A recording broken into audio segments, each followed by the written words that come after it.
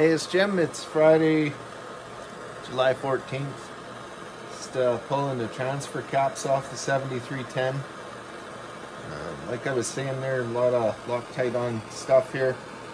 You don't want to strip those little bolt heads off, so heat's always a good option. And then they're pretty easy to remove. Okay, so these ones are pretty tricky to actually get to seal afterwards, so I guess consider that if you're gonna be messing around with them, and make sure you do pressure and vac test with your reassembly to make sure that you don't have any air leaks there. Okay, we'll keep going on this. Hey, it's Jim. It's Friday, July the 14th. Just working on the 7310. I just thought I'd show some of the rough work to start with here. So this side I've worked on, kind of roughed it into where I want. This side's still stock, so basically unshrouding the transfers, the lower transfers on the side here by moving this all back, opening up the lower transfers as well for more flow capacity there. Kind of adjusted the upper transfers. I'm not sure if I'm going to be able to show you that very well or not here, but anyways, so kind of roughed those so they're about the same height as the other one, and they're also shaped as well to help ensure there's good flow pattern there to evacuate the exhaust out of the cylinder. Yeah, so that's kind of more or less the transfer work that'll be occurring on this.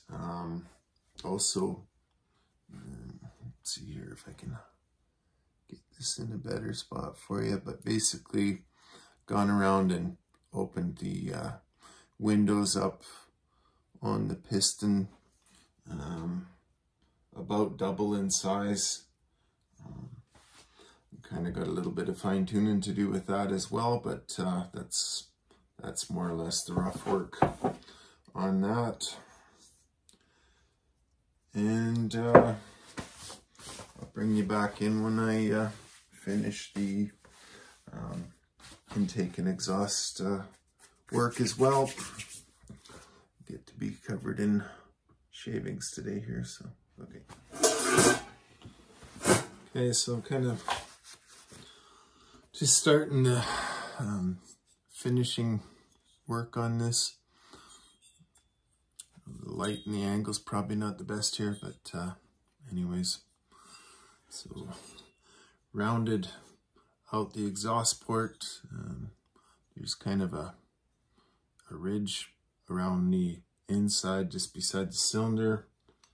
Get rid of that. I showed you guys what I was doing on the transfers. This is the intake port. Gave it a bit of love too, and then just rechamfered anything that I touched to make sure nothing's gonna hang up in there. Okay, so yeah, I still got a little bit of finer sanding to do to really polish up the ports, and we'll get back to you. Okay, catch you a bit.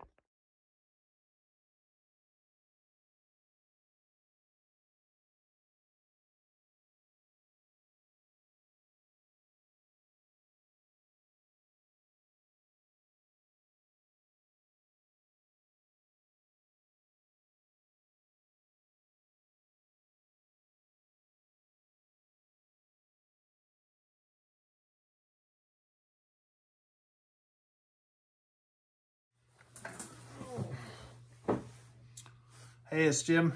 It's Friday evening, January the 14th.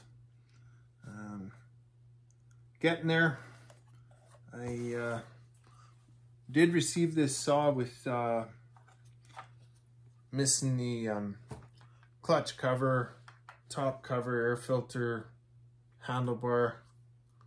So I've got one here that is my personal saw. It's the second one that I purchased. It's the PW, just like this one, so I'll end up switching over the handlebar and top cover and chain brake and whatever else I need, so I can break this one in before it goes back. And yeah, so just switching that over. I opted to just do the single port, but I've hogged it out a lot. I think you get a bit better torque out of them with just the one outlet. And that's what I did on this one as well. Normally I had a little bit of reflective tape under here just to make sure that you don't have to worry about damaging your chain brake. Yeah, really like on all these ones that they whether it's the 4910 or 501 or like your 50cc saws, your 60cc saws like the 620 that I run every day at work, or these ones, they all have the roller chain catcher on them. Like all the PWs have double dogs on them. They're just a really professional saw. It's one thing with porting, you end up getting metal slivers in you for days. You'll be pulling them out.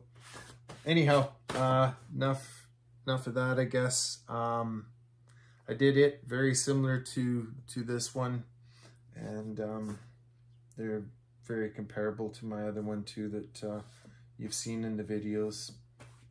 This one's only got about 2 hours on it. But yeah, so, and when we were comparing Stihl and Husqvarna and these guys, so these are very similar to the Stihl 3/4 wraps.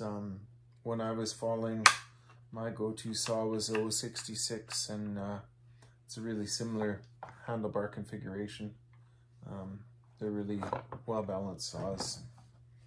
Can't say enough about them, but anyways, yeah, I'll finish swapping a few things over that I need to, and then maybe I'll get a chance to run her a bit before it's dark tonight. Okay.